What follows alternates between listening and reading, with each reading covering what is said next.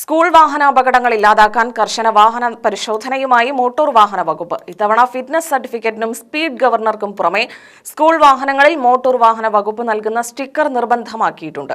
പട്ടാമ്പി തൃത്താല മേഖലയിലെ 300ഓളം വാഹനങ്ങളാണ് പരിശോധനയ്ക്ക് വിധേയമാക്കുന്നത്. വരുന്ന അധ്യയന വർഷത്തിൽ സ്കൂൾ വിദ്യാർത്ഥികളുടെ യാത്രാസുരക്ഷ ഉറപ്പാക്കാൻ മോട്ടോർ വാഹന വകുപ്പ് നടപടി തുടങ്ങി. സ്കൂൾ വിദ്യാർത്ഥികളെ കൊണ്ടുപോകുന്ന വാഹനങ്ങളുടെ പരിശോധനയാണ് നടന്നുവരുന്നത്.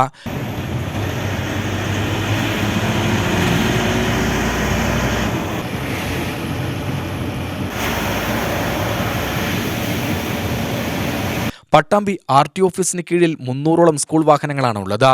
ഈ വാഹനങ്ങളുടെ ഫിറ്റ്നസ് പരിശോധനയാണ് ആരംഭിച്ചത്. കഴിഞ്ഞ കാലങ്ങളിലുണ്ടായിട്ടുള്ള സ്കൂൾ വാഹന അപകടങ്ങളുടെ പശ്ചാത്തലത്തിൽ കർശന പരിശോധനയും നിബന്ധനകളുമാണ് RT ഓഫീസുകൾ വെച്ചിട്ടുള്ളത്. സ്കൂൾ വിദ്യാർത്ഥികളെ കൊണ്ടുപോകുന്ന ചെറുതും വലുതുമായ വാഹനങ്ങളിൽ പരമാവധി വേഗത നിശ്ചയിച്ച സ്പീഡ് ഗവർണറുകൾ നിർബന്ധമാണ്. മോട്ടോർ വെഹിക്കിൾ ഇൻസ്പെക്ടർ വാഹനം ഓടിച്ചു പരിശോധിച്ചതിന് ശേഷമാണ് ഫിറ്റ്നസ് നൽകുന്നത്. ഓപ്പറേഷൻ സുരക്ഷിത വിദ്യാരംഭം എന്ന പരിപാടിയുടെ ഭാഗമായിട്ട് പുതിയ അധ്യയന വർഷാരംഭത്തിൽ സ്കൂൾ വിദ്യാർത്ഥികളുടെ സുരക്ഷയെ മുൻനിർത്തി വിദ്യാഭ്യാസ സ്ഥാപനങ്ങളുടെ വാഹനങ്ങൾ പരിശോധിക്കുന്ന ഒരു മെഗാ ക്യാമ്പാണ് ഇന്നിവിടെ നടക്കുന്നത്. 31-ാം തീയതി ശനിയാഴ്ചയും കൂടെ ഈ ക്യാമ്പ് കണ്ടിന്യൂ ചെയ്യുന്നതായിരിക്കും.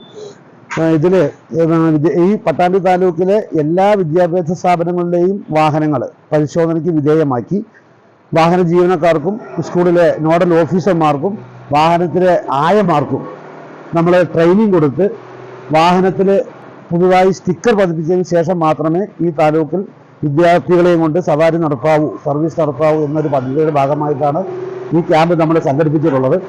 ഇന്നൊരു 75 മുതൽ 90ഓളം വാഹനങ്ങൾ ക്യാമ്പിൽ പങ്കെടുക്കുകയുണ്ടായി.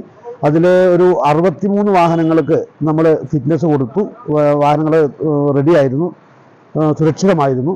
ബാക്കിയുള്ള വാഹനങ്ങളിലെ പോരായ്മകൾ ചൂണ്ടിക്കാട്ടി അവ തീർത്ത് ബാക്കിയുള്ള ദിവസങ്ങളിൽ 31-ന് സ്കൂൾ തുറക്കുന്നതിന് മുമ്പുള്ള 7 ദിവസങ്ങളിലും അവർക്ക് അവരുടെ പരാതികൾ, യാന്ത്രികമായിട്ടുള്ള തകരാറുകൾ തീർത്ത് വാഹനം ഹാജരാക്കാനുള്ള അനുവാദം കൊടുത്തിട്ടുണ്ട്.